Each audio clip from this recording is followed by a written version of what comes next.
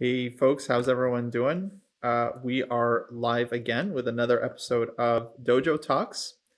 And originally we were gonna do a 2022 recap, 2023 prediction episode. But then David linked this story to us that just kind of broke recently and seems pretty important and kind of controversial about this arbiter. Some of you may have seen on Twitter that got in trouble for wearing a couple of different t-shirts slash outfits. But let me throw it to David to actually fully catch everyone up on the topic. Yeah, thanks, Kostya. Right. So the events that are at stake, I think, are from about October when there was the FIDE uh, Fisher Random World Chess Championships. But as far as I know, the arbiter in question, Shohreh Bayat, just sort of broke this story this weekend.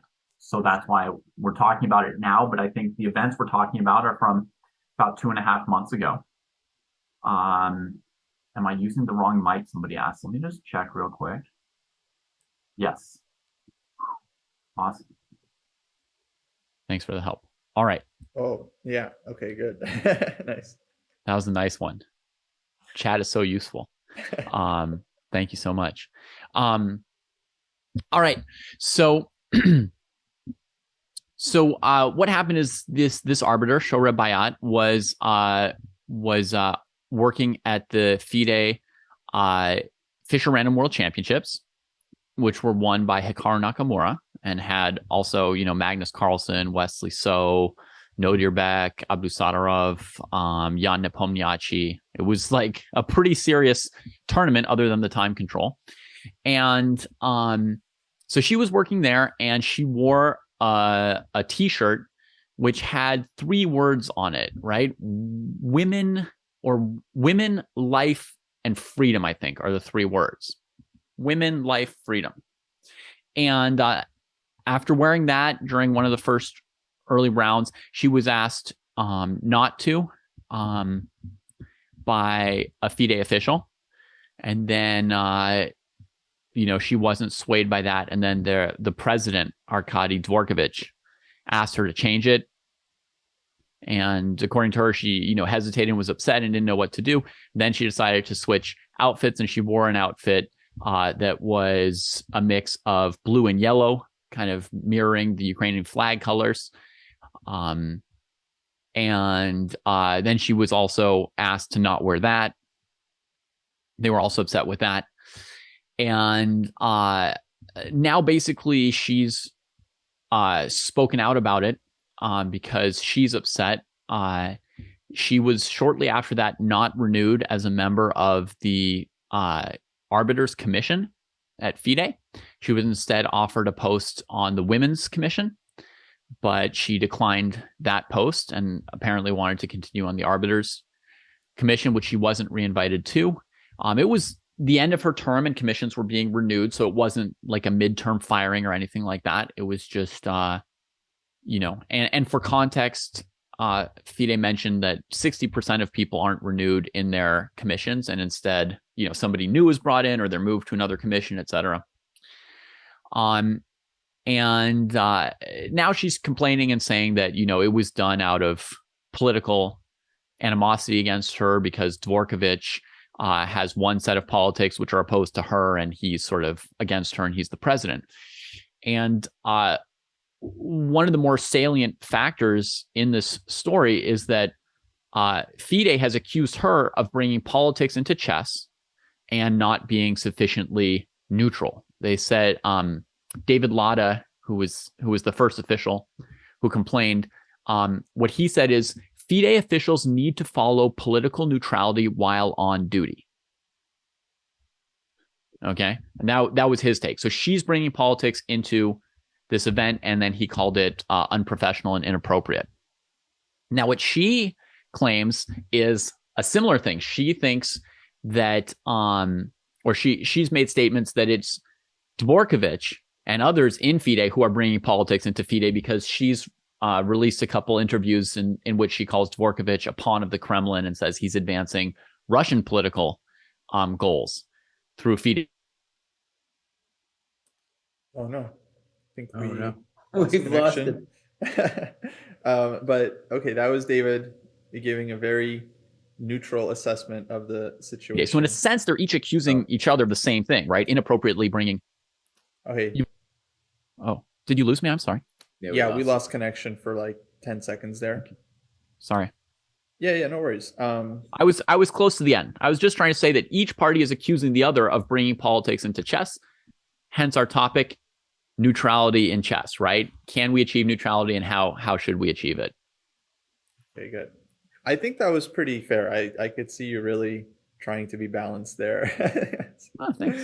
That's a good assessment of the situation. So, yeah, so this seems like kind of an important thing because like this arbiter who does not just work like FIDE events. She's worked all over. I saw her working events like in Charlotte not too long ago. I think she's worked like Gibraltar, like major tournaments. So she's clearly like a very professional and competent arbiter. And so it's like just an issue with, I guess in FIDE's mind, like her like making a political statement with like what she's wearing. So so yeah, so David, maybe you'd like to go first. How do you feel about it? I think one of the most important things to realize is that to some extent everything is political. And so I think that there's like an understanding and terminology mistake that lots of people are making. For example, Shohreh Bayrat and a lot of people who support her are saying are saying that she was standing up for basic human rights, which is not political. Personally, I would argue that human rights are political. They're defined by political processes, and they're one of the most important things that people fight about in political realms and even in wars. And so I think one of the most important things to realize is that sort of like everything is political.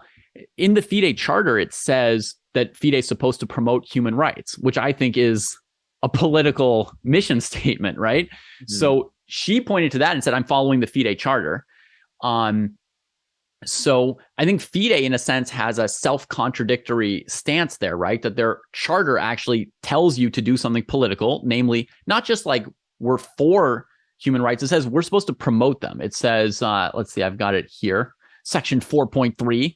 FIDE is committed to respecting all internationally recognized human rights and shall strive to promote the protection of these rights, which means they're supposed to take not just a political stance, but like an activist political stance. And at the same time, they're criticizing someone for being political. So I think that most of these people involved have a different understanding of what is or isn't political than me. And obviously, I think they're all wrong. Yeah, it definitely feels a little hypocritical, ambiguous at best, I would say. And they have taken political stances. They banned Karyakin, removed them from the candidates over like political words that he said, right? Like they kind of...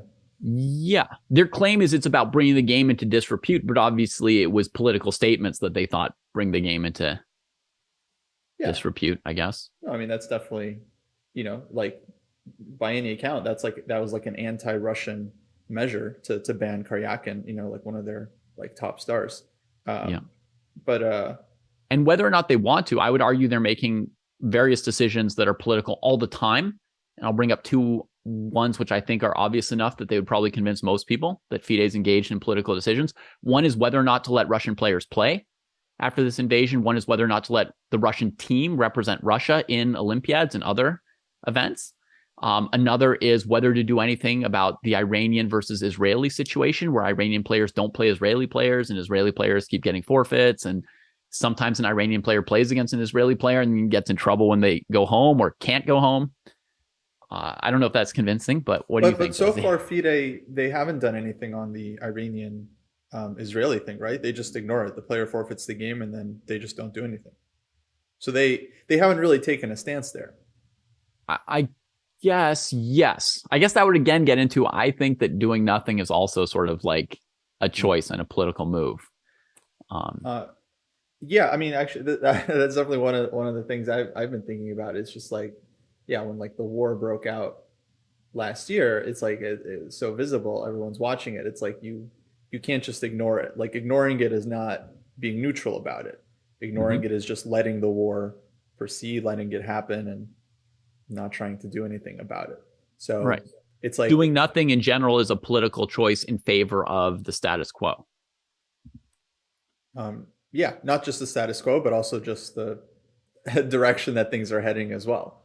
You know, Mhm. if you see that, you know, some car is about to hit something, and you can yell out to them to stop it, you know, at a certain point, like you're culpable if you're not if you're not doing anything, right? I'm not saying you have that responsibility 100% of the time, but at a certain point, it's like, anyway, yeah, you can't just continue to ignore it. And FIDE hasn't ignored it. They've done certain things. They removed like the Russian flag and all kinds of stuff. Um, and I think sometimes they've like fudged pairings, no, between like to try and keep Israelis and Iranians from being paired in the last round of some tournament. I don't know. There have been discussions about like they've sort of done nothing, but at the same time, like occasionally it has sort of bubbled up, you know, like a tournament director switched a pairing or something that came to FIDE. FIDE has to decide whether or not to censor the arbiter or support them or whatever. So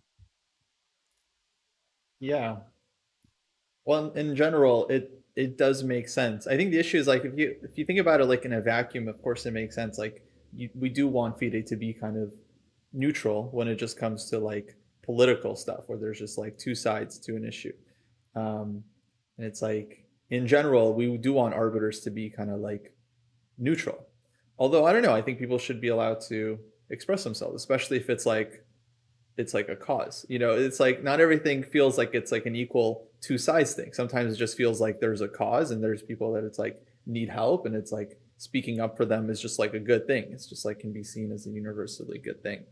Um, so yeah, it's really weird from feeding. I feel like I don't think they meant for this thing to blow up. I think it's kind of Barbara Streisand for them a bit, because now it's like very much in the spotlight. But um, yeah, FIDE and like dress codes, they're really struggling with with the dress code. I feel like, I mean, I feel like there's a ton of good people in FIDE. I just feel like they have an impossible task. Like you know, you mentioned David Latta. I think David's like a great person, and it's like I just feel like he's caught in like a very difficult position. yeah. Um, but it's like, you know, there's all these issues in chess. I kind of get it from FIDE's point of view. There's all these issues in chess that they just can't really solve. It's like early draws, like boring draws. There's like rampant like cheating. There's some cheating.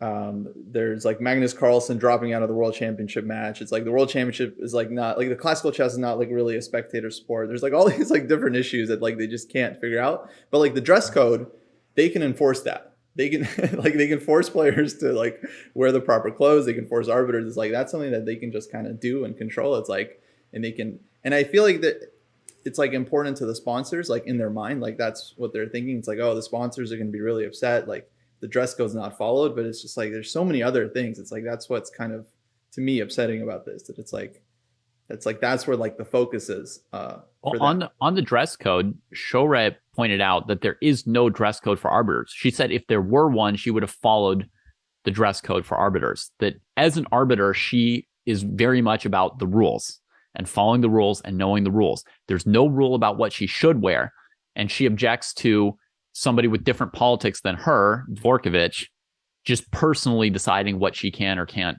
wear and, you know, putting pressure on her or choosing whether or not she gets hired based on her politics or her clothes. Yeah. I mean, I don't know. I don't even know if it's necessarily related to do with even like her politics or Dvorkovich's politics or whatever. Like, I can imagine if some arbiter wore like some pro-Russian symbol, they might have asked him to like take it off as well, right? It's like I don't think it's really about like who or what she was supporting necessarily. Yeah, maybe it was for sure, but like I can see from their perspective, like oh, they just don't want any kind of like political statements, period. Right. But if there's no codified dress code, Like her problem is that it's basically it's to the discretion of Dvorkovich to pressure whoever he wants only if he cares, right? So like it's not like somebody would have known to enforce it if there was something that Dvorkovich didn't care about. Because it's an unwritten rule or not a rule. Yeah, I mean, I feel like that's fine. I don't know. To me, it's almost kind of beside the point. Like, I mean,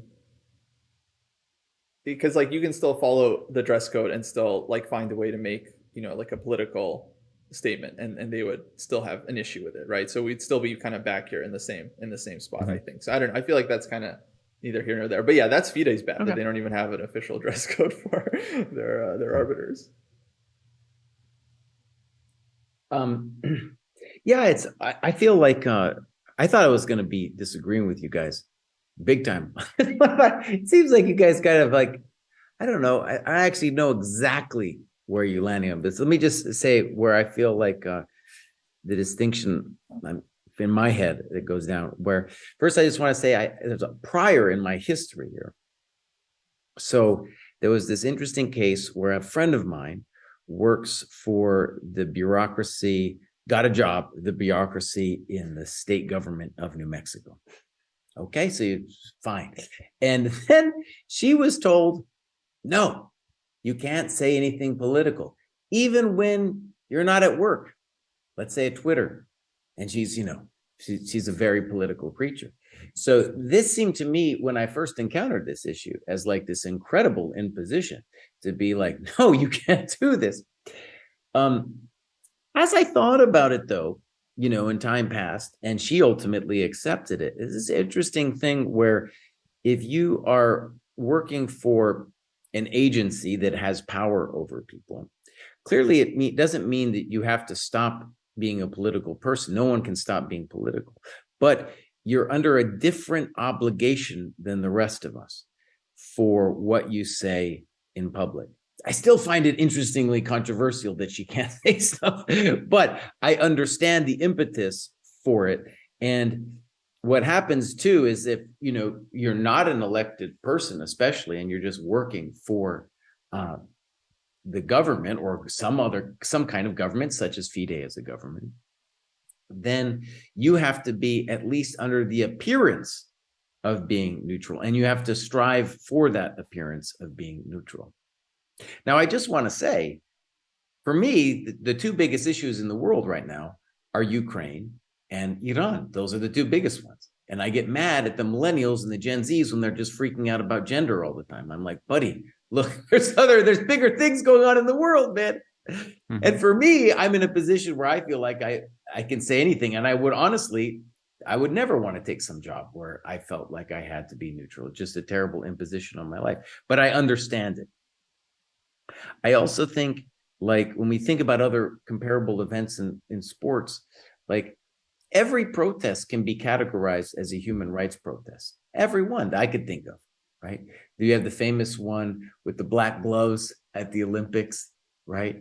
That those guys got in trouble for. Obviously, you could construe that as a human rights protest in terms of an early Black Lives Movement protest, right?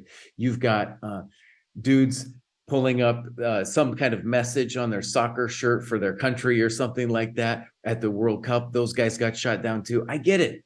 And there's certain events, especially with the chess world, where, it's kind of cool to have this early sense of what the Olympics was in ancient Greece, of it being a time to lay down the swords.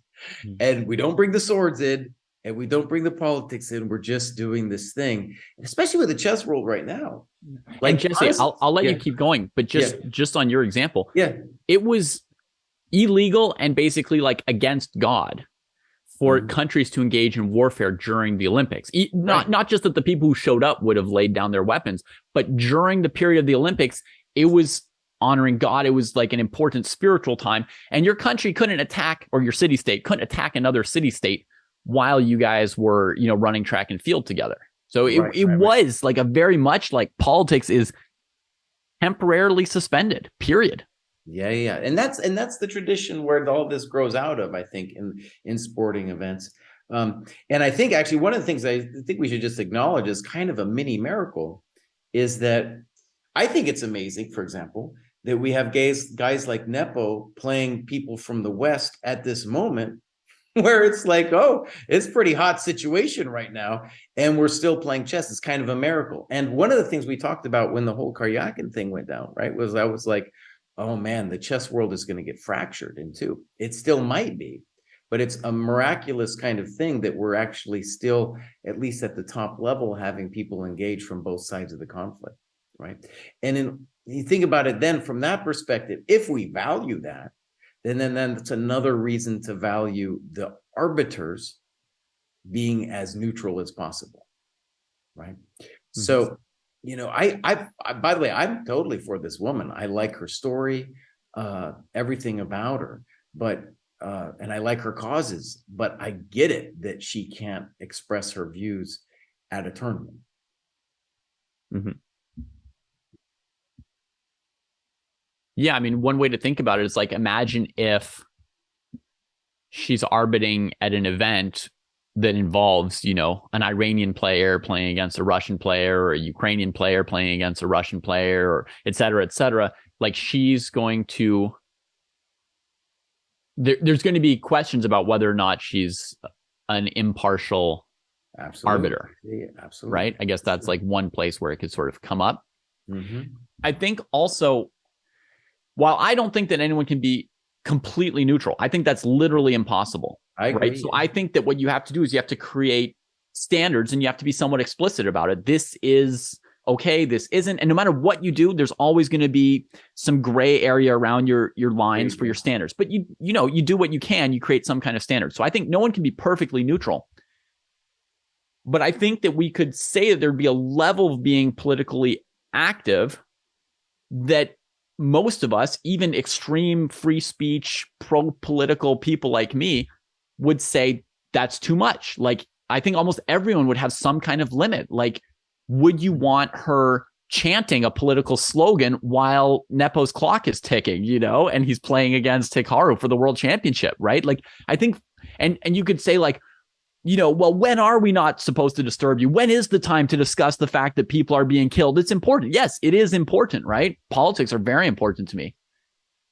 But I think everyone has some limit to how much they want it to invade every single sphere and every single activity, and would say, well, go somewhere other than this, you know, chess world championship match. They hire you to be an arbiter. Right. You know, and so I'm not criticizing what she did do. I'm just saying, in theory, there's got to be some limits. Yeah. Yeah. Absolutely. Yeah, for sure. Actually, I want to pick up on a couple of things you said, because you said at first it's like, if an arbiter is kind of wearing something political, then they might not be, let's say, fully neutral, you know, when it comes to some kind of like dispute or something. But then you also said that like no one can be fully neutral. And probably regardless of what these people are wearing, they probably have stances on the countries and situations at hand, right? So yes, it's always purely just the perception of whether they have bias or not. If yes. an arbiter is wearing something, then it appears that they might be more biased. But I mean, I imagine, yeah, it like doesn't really change anything about how they're gonna judge a situation. The other thing is like chess is a very upfront game. You know, it's not like these sports where really you know, arbiters can be overruled. There can be appeals. If she did something that was obviously unfavorable, like that would be extremely apparent immediately. You know, chess is a very clear game when it comes to disputes like that. Especially these high level events, everything's like on camera these days. Anyways, like Fischer Random, you know, World Championship, and so on. So. Yeah, to me, it just feels like more like FIDE is just, again, worrying more about like the perception of things and not really, I guess, the substance. Because it's like they're very much still caught in the middle of this. And the biggest irony that like everyone's been pointing out, I don't think we've mentioned, is that like Dvorkovich himself is just like a political person. He's just, like he has a background in politics. He was like a deputy prime minister for Putin. Like, I mean, it's just like, so clearly FIDE has political ties.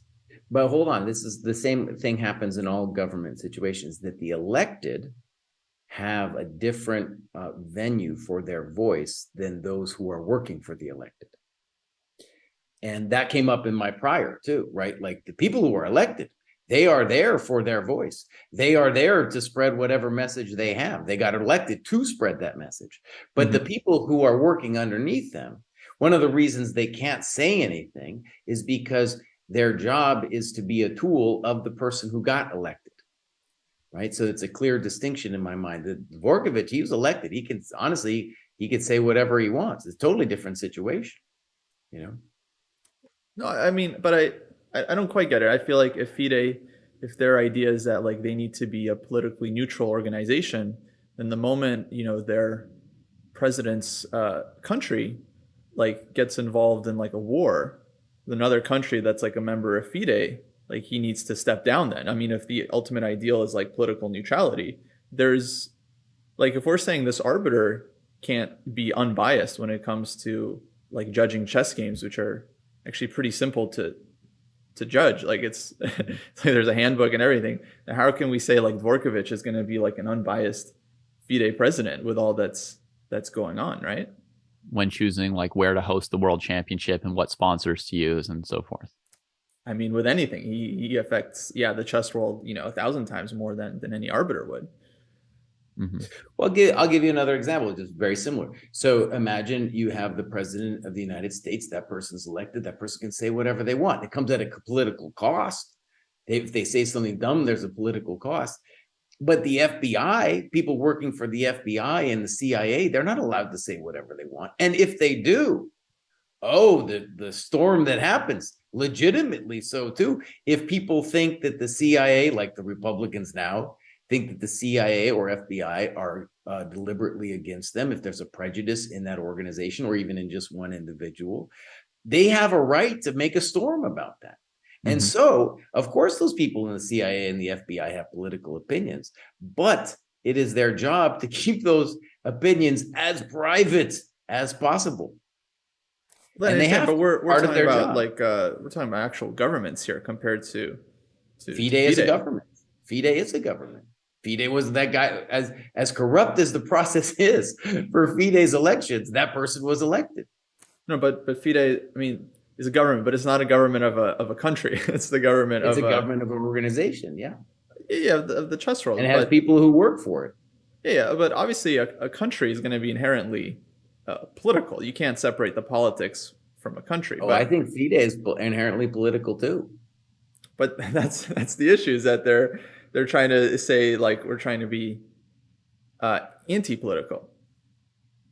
No, I get it. That's their. But you're saying they can be political at the top, and that's totally fine. People who are elected are in a different position than those who are working for the elected, for sure. Mm-hmm. For sure. And maybe just one story about this I think is interesting. I think David Latta got himself in a really interesting situation. So David Latta got himself into the chess world by being a chess photographer. And we have a lot of people in FIDE who got into that circus, I think, with the best of intentions, right? And we had Short, for example. And then it's this weird thing where like the non-politicians got involved and they came with the best intentions thinking they could do a better job than the politicians. And then poor David Latta finds himself in a situation where I think he is basically applying the principle that I've been talking about and told her this. And David Latta's not some pro-Putin guy or something like that, but he's part of this FIDE organization now. And so he has to be the messenger of this bad news to this woman. And then he's going to get demonized for doing what was essentially his job, right? Yeah, really interesting, tricky situation. And it's interesting for us because like we have connections, even if I don't know David Latta personally, right? I have a kind of glimpse onto the guy's life and my degrees of separation from him are not that far, right? And as you guys do as well. Yeah. Well, okay. I think that, let me see if we all agree on two fairly basic framework things. Number one, that it's very, very difficult to actually have neutrality. Almost everybody has some politics and some biases. Yeah. And do we also tend to in believe certain situations, the neutrality is kind of siding with one side. as well. Right. Yeah. So, and secondly, do we agree that there are venues or circumstances where you would want to limit to what extent people express their political ideas and biases? Yeah. Right. Right. So obviously FIDE didn't yet have some kind of code about what she could or couldn't wear. But if they were to put together a code, or if they were to have guidelines, what, like, maybe we could talk about the specific 2 outfits she wore and whether or not we think those should be acceptable or professional or not. So the first example is a t-shirt that says "Women, Life, Freedom." Is that right? Yeah. So to your minds, is that something that ideally an arbiter would not be wearing a shirt saying those things? I think if you want to say that the famous black glove protest, I think it was 68 at the Olympics, if you want to say that that was a political statement, then obviously this shirt is also a political statement. Mm-hmm. Now, can you make disguised political statements, and to what extent is it feasible? Like, obviously the blue and yellow dress is a very clever political statement. Then it's obviously it's a political statement, but you could try to hide behind it. And basically in her statements, she's tried to hide behind a couple things like the human rights issue, right? Mm-hmm. And I don't buy that at all, by the way. I feel I would have a slightly different take. I just say in maybe different words in the way you said it, David. And then to me, every protest that I can imagine, especially memorable ones in sports, can all be construed as human rights protests, right? That's the amazing things about this word human rights protest. It extends, so you can construe it in such a broad fashion that it's hard to contain it into some little easy box. Yeah. So I mean, the first question would be, can you ban people from having words on their clothes, right? Or not ban, but like, can we say that that's too much, right? Because it could also just be something like happiness or like yay, right? And then we would be like, oh, like that's too much, right? But oftentimes these words are fairly reasonable or neutral or basic, right? But refer to a certain position, right? Like Black Lives Matter, famous phrase in the US, could be a really basic like statement where you'd be like, yeah, duh, obviously lives matter, Black Lives Matter, like duh, right? But it evokes some stuff that would have some people frothing at the mouth to see somebody have those words on them, right? And you could imagine, depending on the movement, that simply the word freedom or simply the word happiness or simply the word life, like a single word could be like, no, we can't have that word. It's referring to all this. And from there we get to like, are you going to ban yellow and blue colors from people wearing them? Then you're sort of taking an anti-Ukraine statement. It's like, oh, the country's getting shelled and nobody's allowed to use their colors. What if it's a Ukrainian player who comes to the tournament and wants to wear his own country's colors, right? Like, so I think it's tricky to say where to draw the line with these 2 outfits. Do you have any insight into how to do that, Kostya? No, I really don't. I mean, it's a tough situation. Again, my whole thing is that I just feel like this, the issue of like arbiters. I mean, really, it was just like one arbiter like wearing like something that can be considered like a political statement. I really don't think that's a huge issue for FIDE or one that they had to deal with. I mean, I didn't follow the Fischer Random World Championship like too closely. I don't remember anyone like complaining about her, like what she was wearing. I that's what I'm curious about. Like maybe like who exactly had the issue with it? Like was it Dvorkovich or was it like someone else that like he's right. listening to? Was he fielding complaints? Like did thousands of chess fans write into him saying like, I can't believe I was watching the broadcast and I caught a glimpse of yellow on the arbiter's clothing? Yeah, or I mean, I would imagine it's more just like a potential sponsor or like host of an upcoming event or whatever, anyone important, anyone influential, like having an issue with it. So yeah, and then it's like, right, but then they hide behind this whole like, oh, well, arbiters should be neutral, which seems kind of like, yeah, I don't know. It just seems like a blanket statement because there was people posting on Twitter like other cases of arbiters wearing like blue and yellow or wearing something that could be considered political. And FIDE had zero issues with that. So like, what all of a sudden, like, this is now, so it just seems like very, very cherry picked on FIDE's end, and I don't exactly know why, but that's just how it kind of appears. So that's why it's like, yeah, it's hard to take the the general issue at hand. Mm-hmm. Yeah, I want to mention that we are graced by the presence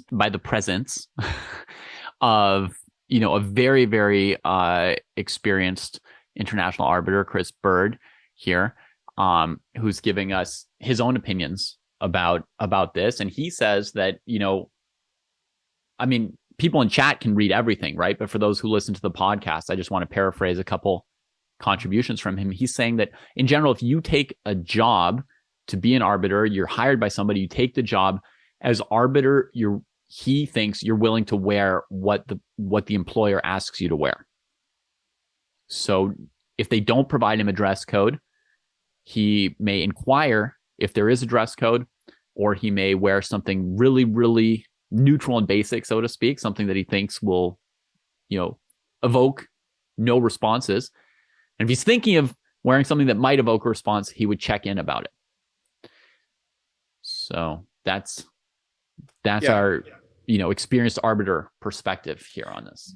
But like, isn't also the bigger issue, right, is that FIDE didn't renew her contract to work for them again? Because I think, yeah, we do get that, like, just in general, like, if it's a FIDE event, they want their arbiters just wearing like a very strict uniform. That's kind of their right, and some events have that. They just have like a uniform for the arbiters, and I think that's up to them. So but the issue is also that, like, I don't know the exact details, but like, she hasn't been renewed for the next arbiters commission. Is that right? And she's saying that it's because they're just kind of discriminating against like her political stances.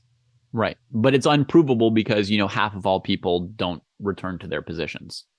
And she did get reassigned to a different committee. And she was offered another committee position. And if she were truly being, blacklisted like crazy, maybe she wouldn't have, right?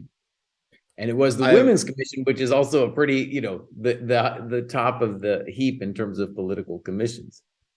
Yeah, I have no idea. It'd be interesting to hear why she turned it down. I don't know. I mean, her reason for declining it in public, at least, has been said that there was a member of the Iranian Federation who was appointed as head of that commission, so she would have had to work as subordinate to somebody who she views as hostile to herself. So they offered her a position they knew would be very uncomfortable for her to accept. Potentially, they offered her a position that they knew she wouldn't accept, or that they knew it. But we can't, we're just guessing at this point, right? Yeah, no, I'm not saying that's what happened, but it's just like, yeah. That's like a very plausible reason. It's not like she was like, nah, I just don't want to. It's just like, oh, that sounds like something that, I don't know. I mean, clearly, we don't know the full kind of background or FIDE's position on that. They'll probably say like, oh, we just move people around all the time, and there's no reason why, but it's just such a blanket so that they can just do whatever they want behind the scenes, and then just kind of hide behind that anyway. They can just always say like, oh, we always move people around. Yeah. I'm a little torn up because on the one hand, I feel like there's too many taboos, and taboos are set up deliberately. Taboos are part of a political agenda and social constellation. So I feel like there's too many taboos. There's too much silence in general in society. And I prefer to walk around in my normal day-to-day life with, politics on my sleeve, and if somebody in the supermarket store wants to talk about, salaries and things that people aren't supposed to talk about, if they want to talk about, money or what it costs or what the laws are for the parking spots or whatever, or what bike access is like. I feel like all of this is stuff that we should talk about more often. And I like to try and live my every moment of my life in a way that is consistent with, politics and values that I have, like openness and liberation and freedom and kindness and love and stuff like that. On the other hand, I do feel like when you take on a certain job, like your job there is really like defined, and you're supposed to kind of leave other stuff at the door in a way. And so like when I do chess commentary and I'm looking at a chess game and somebody plays E4, I'm not trying to say like E4, F capitalism, you know, like that's not what I'm there in that space to do. Right. So I understand, like, if I'm hired to be a commentator, if I'm hired to be a tournament director, something like that, like there's a function that I'm supposed to be focused on there.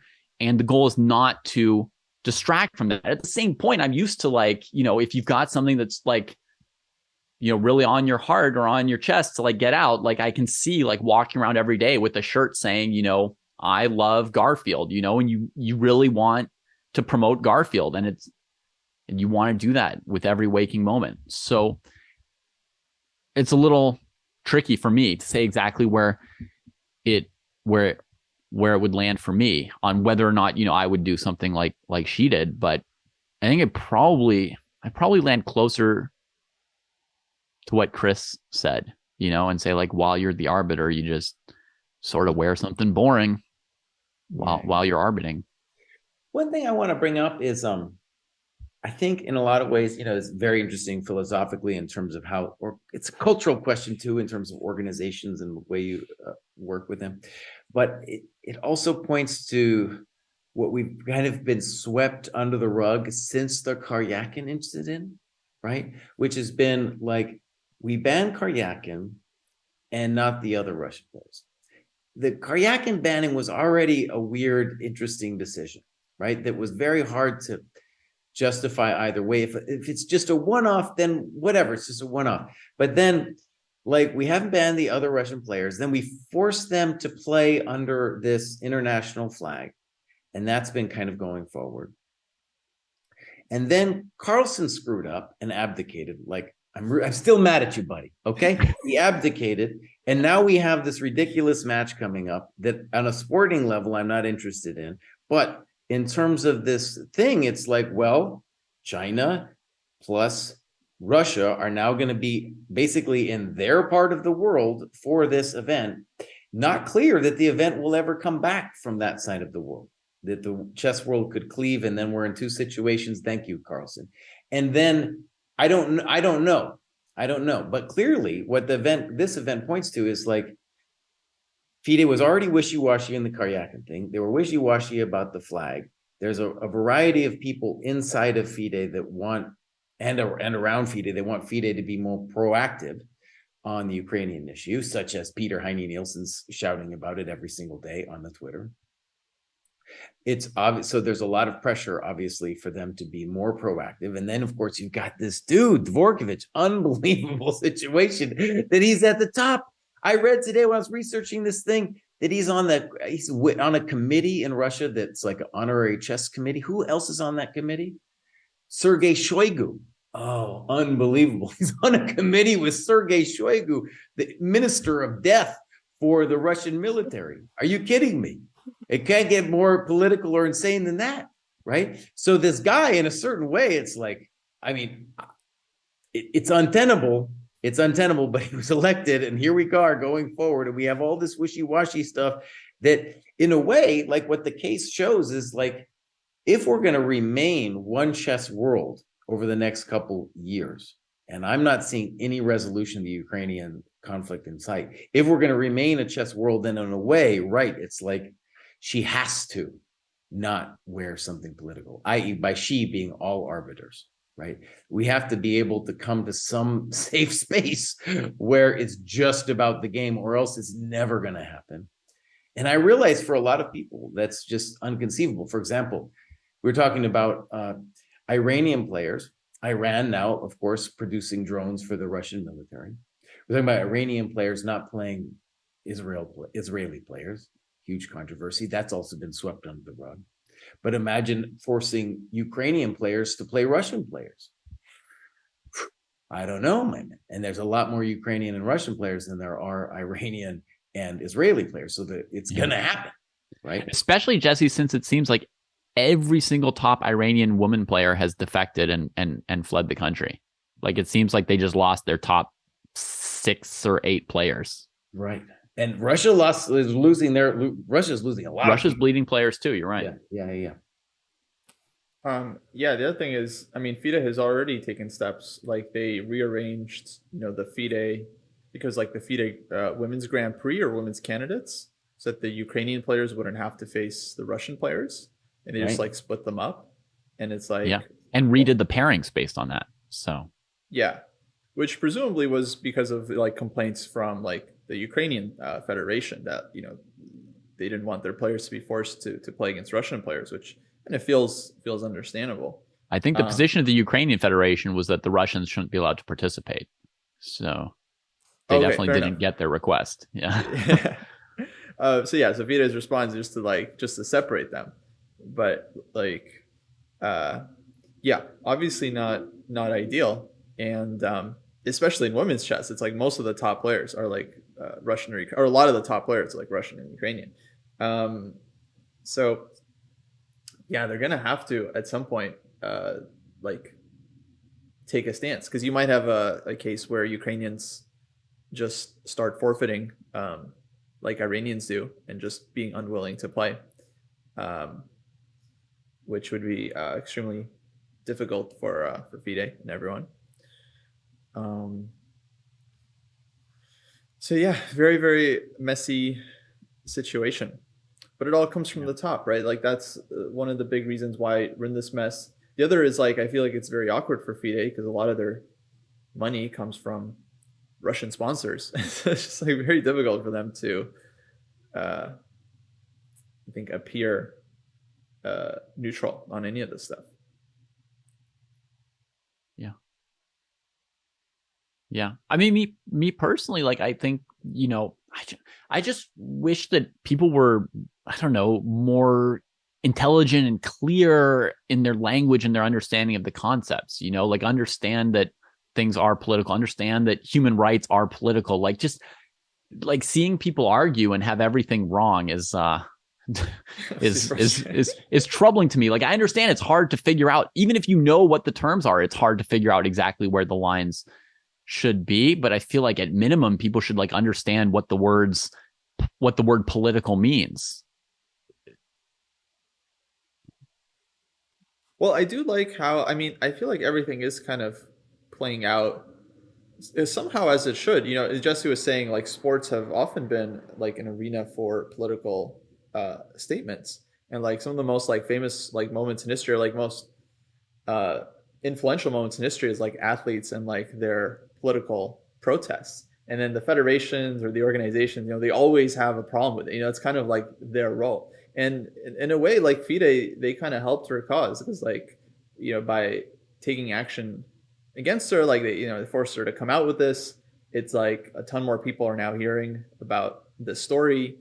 And I mean, I feel like in a way, FIDE is kind of, playing their role as the bad guy that's kind of trying to like silence this woman that's speaking out, but on the flip side, actually amplifying her voice to a lot more people. So that's kind of a good thing that FIDE is doing inadvertently, I think. I think it may have been a bit of a non-issue, because I don't imagine they got a ton of like mail about her political statement. I don't think it was a big deal, but them getting mad at her about it is a much bigger story, apparently. Yeah, that's still what I'm wondering about. It's like, who thought that it would be worth it to, because that's always a risk, right? If you ask someone to like stop wearing something, not wearing something because it's like shorts or something that everyone can agree, like, okay, shorts, like whatever, unprofessional, like t-shirt, and like asking Magnus and like Nepo to like not just wear like t-shirt. Like, we get that, like, it's not about politics there. It's just like they don't like the t-shirt look, but it's like, that's always a risk if you ask someone to not make a political statement, that it's going to blow up in your face. So like, clearly must have been very important for them to, for Dvorkovich to come in and tell her not to wear it. Yeah. Yeah. Incidentally, that's one of the reasons why I think censorship is, as a project, is generally pretty stupid. Is like, very often the censorship becomes like a bigger deal than the original statement, because the people being censored usually don't have that much reach. So not that many people would have necessarily heard it anyway. And then you censor it and that becomes a story, or it just shows that you're like an idiot, or it shows that you can't handle the truth. You're trying to suppress the truth. So that like gives people a clue that you're wrong. So I don't know. Sorry, that's a digression, but Yeah. Okay, cool. That was a good talk. yeah. All right. Well, I guess we'll end it there.